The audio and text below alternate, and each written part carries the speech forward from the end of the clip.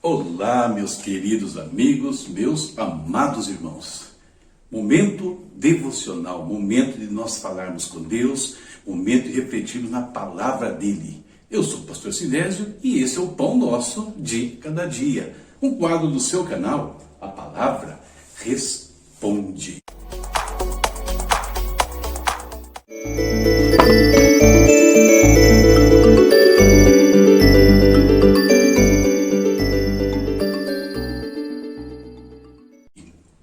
E vamos falar com Deus, começar orando aqui nesse dia, buscando mais uma vez, insistentemente, constantemente, sem cessar, a presença do Pai, para que Ele venha encher nossos corações, cuidar das nossas vidas, das nossas casas, das nossas famílias. Oremos, falemos com o nosso amado Senhor. Pai eterno, em nome do Senhor Jesus, nós entramos agora na Tua presença, Deus. Entramos, Pai, com nossos corações gratos pela vida, Senhor. Gratos pela proteção, pela provisão, pelo Teu cuidado para conosco. Deus, eu glorifico a Ti, Senhor, porque o Senhor tem se mostrado glorioso aqui na nossa casa, para com a nossa família, para com os nossos filhos, Senhor. Muito obrigado por tudo que tens feito, meu Pai. Queremos colocar diante do Teu altar, Deus, mais uma vez, todos os nossos irmãos, amigos, familiares, colegas, Pai, conhecidos, vizinhos que têm pedido oração aqui, que têm pedido que nós intercedamos por ele por conta de questões de saúde, Senhor. Meu Pai, restaura, Senhor, a vida dos Teus filhos, restaura aqueles que estão internados, aqueles que estão entubados, aqueles que estão passando por quimioterapia, aqueles que estão passando por cuidados especiais dos seus lares, ó Deus. Em nome de Jesus, repreendemos todo o mal, todos os nódulos, Pai, que foram encontrados no corpo, Senhor. Todo cisto caia por terra em nome do Senhor Jesus, meu Deus.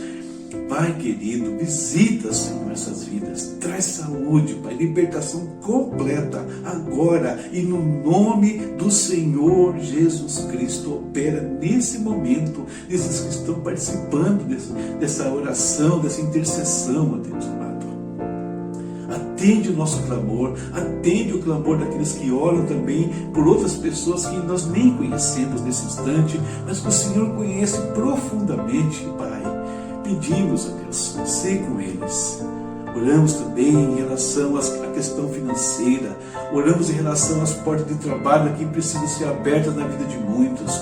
Oramos pelos negócios que precisam ser reativados, retomar as suas atividades como antes, Pai, trazer os recursos que os Teus filhos precisam. Oramos que o Senhor levante, Pai, o Teu povo neste momento com ideias, com estratégias, Pai. Oh Deus, faz surgir agora movimentos, associações, organizações, empresas que vão abençoar não só a vida dos Teus filhos, mas de muitos, ó Deus. Pai amado, nós te pedimos em nome de Jesus, Pai, guarda também o nosso país, guarda o Brasil, livra, Deus, do espírito da corrupção que está, Deus, espalhado nessa nação, Senhor. Quanta coisa nós temos visto acontecer nesse país, mesmo num tempo tão difícil. Pessoas sem escrúpulos, ó Deus, têm tirado o sustento de muitas famílias, o cuidado de muitas famílias, meu Deus. Tenha misericórdia, Pai. A Tua palavra declara que quando o pobre clamar, o Senhor ouvirá, né? O apóstolo Tiago fala sobre isso, o Velho Testamento fala sobre isso, que o Senhor ouve o clamor do pobre. Então ouça o clamor agora, Deus. E vem, Pai, e age contra aqueles que estão causando toda essa miséria, Pai, que poderiam minimizar tantos sofrimentos, meu Deus. Em nome de Jesus nós clamamos pela Tua justiça. Clamamos, ó Deus, também pela Tua igreja, Pai. Oh Deus, muitos já têm agido, têm feito coisas maravilhosas aqui para socorrer, para ajudar. Que continue assim, Senhor. Testemunhando, falando, sendo práticos nas ações, meu Deus amado. Muito obrigado, Senhor, por tudo isso. Obrigado, Pai, pelo momento que nós teremos agora com a Tua palavra, momento de edificação, exortação, consolação. Oh Deus, enche as nossas vidas para nos transportar do Senhor hoje Essa é a nossa oração, em nome de Jesus. Amém. Amém. Deus está conosco o tempo todo. Deus é bom, queridos. Nunca se esqueça disso. Deus é bom. Independente das circunstâncias, Deus é bom. Certo? E com esse momento, com essa coisa gostosa no coração, vamos meditar na palavra de hoje. Vamos ver o que o Espírito Santo está dizendo para a sua igreja, para você e para mim. Nossa leitura avançando dia após dia. Hoje, os capítulos 17, 18 e 19, de 1 Reis. E olha só, amanhã já fechamos mais um livro do Antigo Testamento. Beleza? Então, estamos avançando legal aí, Bastante coisa já lemos esse ano. Olha que coisa maravilhosa a gente perseverar na leitura, da palavra de Deus. O texto de hoje está aqui, ó. Opa! Não é do Reis? Não, não é de Reis. Filipenses 4:19. O meu Deus suprirá todas as necessidades de vocês, de acordo com as suas gloriosas riquezas em Cristo Jesus. Olha que promessa maravilhosa, Paulo falando aqui aos Filipenses, O meu Deus suprirá todas as necessidades de vocês, de acordo com as suas gloriosas riquezas em Cristo Jesus. Tema para a nossa meditação hoje, Um título conhecido de Deus, Jeová Jireh, o Deus da provisão. E o que isso tudo tem a ver com o livro de Reis? Nós vamos conversar. Efeitos da pandemia. Queridos, nós estamos vendo em todas as regiões do mundo, Estamos vendo no Brasil, muito perto de nós aqui, os efeitos que essa pandemia tem trazido. E uma das características da pandemia é que ela tem aumentado até a desigualdade social, que já era tão complicada, falando em termos de Brasil e outros lugares do mundo também, Mas vamos focar aqui na nossa nação por enquanto.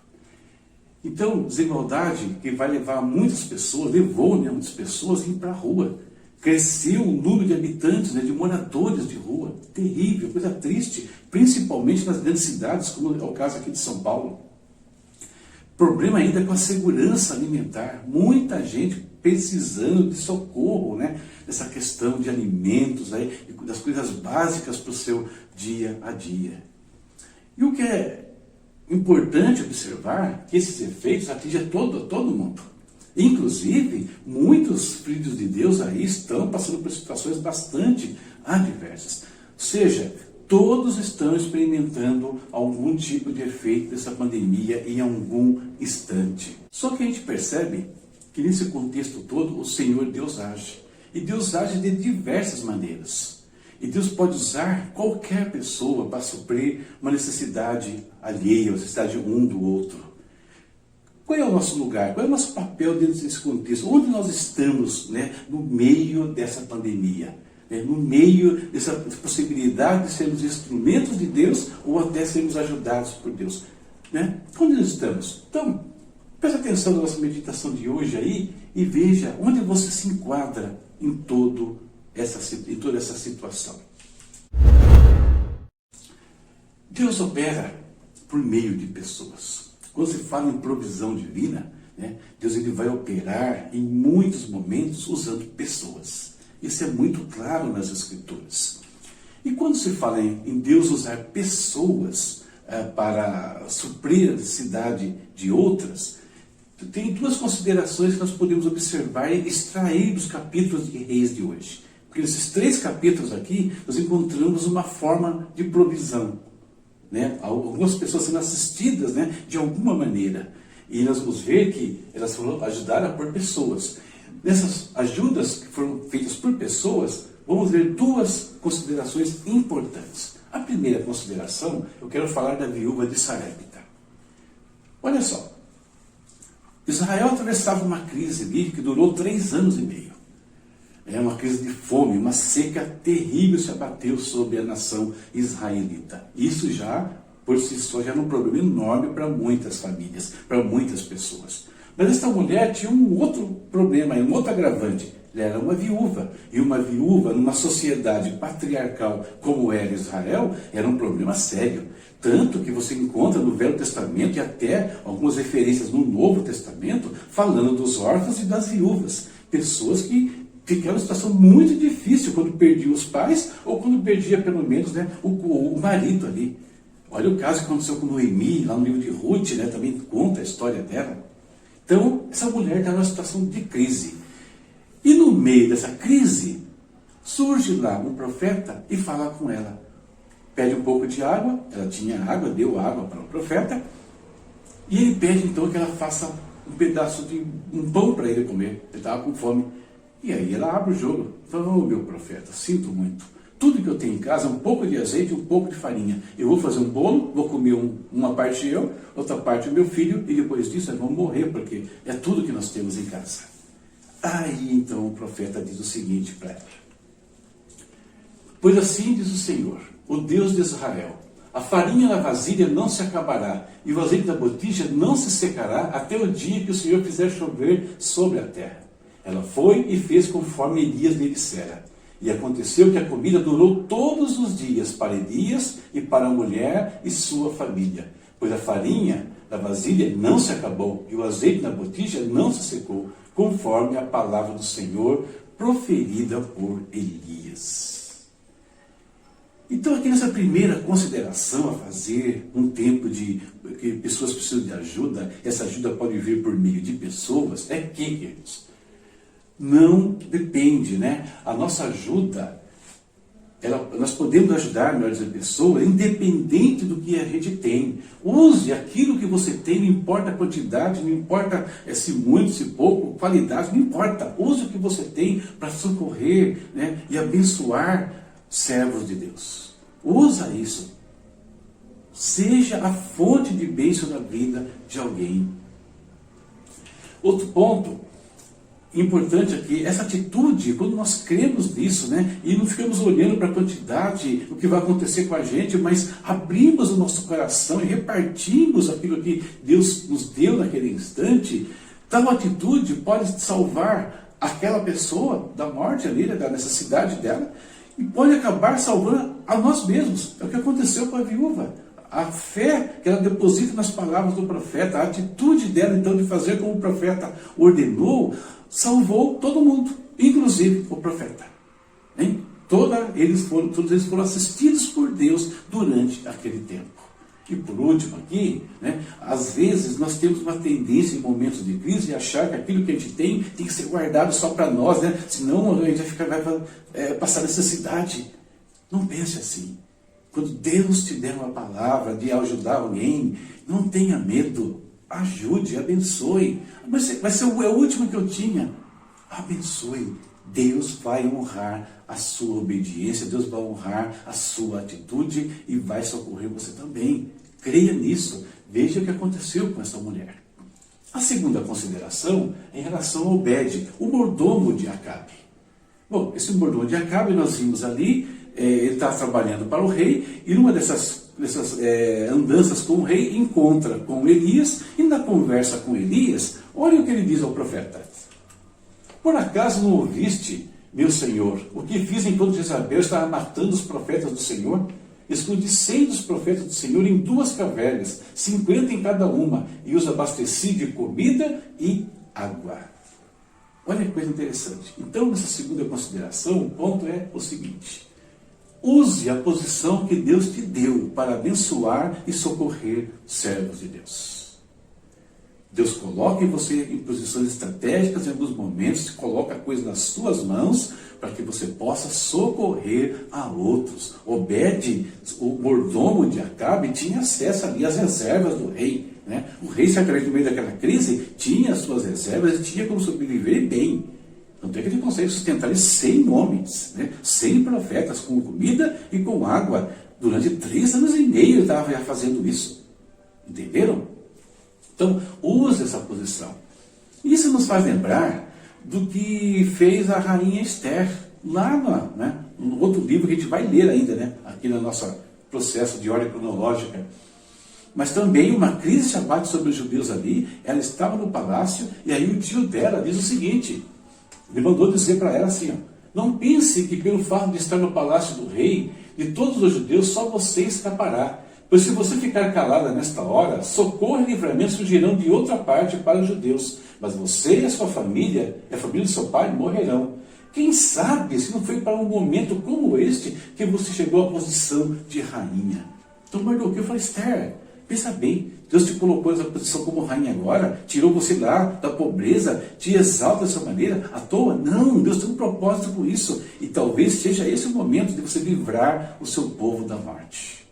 Então, use o que Deus te deu, a posição que Deus te deu. Deus pode ter te promovido durante essa pandemia. Deus pode ter dado coisas novas durante essa pandemia. Para quê? Para que você seja uma fonte de bênçãos para outros. Pensa nisso. Mas podemos chegar a um ponto que você diga o seguinte, ou você, filho de Deus que está aí, mas olha, não tem ninguém por perto de mim, nem que tenha pouco, nem que tenha muito, né? Nem que tenha posição de poder abençoar, eu estou sozinho, abandonado, não tenho o que fazer. Tem, porque aí entra o terceiro aspecto da provisão de Deus que aparece nesses 3 capítulos de Rei. Deus opera sobrenaturalmente, queridos. Quando não sobra ninguém para nos ajudar, o Senhor dá o seu jeito. Ele tem maneiras de agir. No caso de Elias, Deus mostra para ele onde que tinha água e manda corvos levar pão e carne para ele todos os dias. Olha que coisa interessante. Corvos alimentavam o profeta. E olha só, isso aqui tem umas lições interessantes para a gente pensar. Às vezes Deus usa coisas que nós não gostamos muito. Nós não temos muita simpatia com aquela maneira que Deus está agindo, mas é Deus que está agindo para nos manter vivos. Deus depois manda anjos também, né, servirem ao profeta, levando pão para ele, pão quentinho, hein? E o texto é muito claro, pão quente, não é pão velho não, bolorado. E água fresca para o profeta comer e terminar a sua jornada. Então, se pessoas não tiverem o mínimo para repartir com a gente, se pessoas de posição não agirem, Deus agirá. Né? Quando for necessário, tudo isso faltar, porque o deserto onde ele estava, Elias, não tinha nada disso. Então é hora que o Senhor abre as janelas do céu, abre dos seus recursos infindáveis. Deus é criativo demais, né? Na hora de nos ajudar, muito criativo. E vai nos socorrer. Em suma, hoje a meditação é essa aqui, ó. Deus fará qualquer coisa para socorrer os seus servos. Ele jamais vai desamparar aqueles que nele confiam, jamais, e que buscam a Ele de todo o seu coração. Essa é a nossa meditação para hoje, e eu espero que encha o seu coração de fé para atravessar qualquer momento, seja no presente, seja no futuro. Certo? Então, Deus te abençoe sua casa, sua vida e a sua família. Talvez você esteja na situação aqui que precisa de socorro, ou talvez você seja aquele que pode socorrer. E se você estiver em uma situação que nada disso pode resolver, Deus pode e vai agir. Leitura para amanhã está aqui, ó. 1 Reis, capítulos 20 ao 22, e como eu disse, fechando mais um livro do Antigo Testamento. Deus abençoe sua casa, sua vida e a sua família. Vamos para recados. Parte do nosso canal, pessoal aí, bom, abençoe. Tchau, tchau.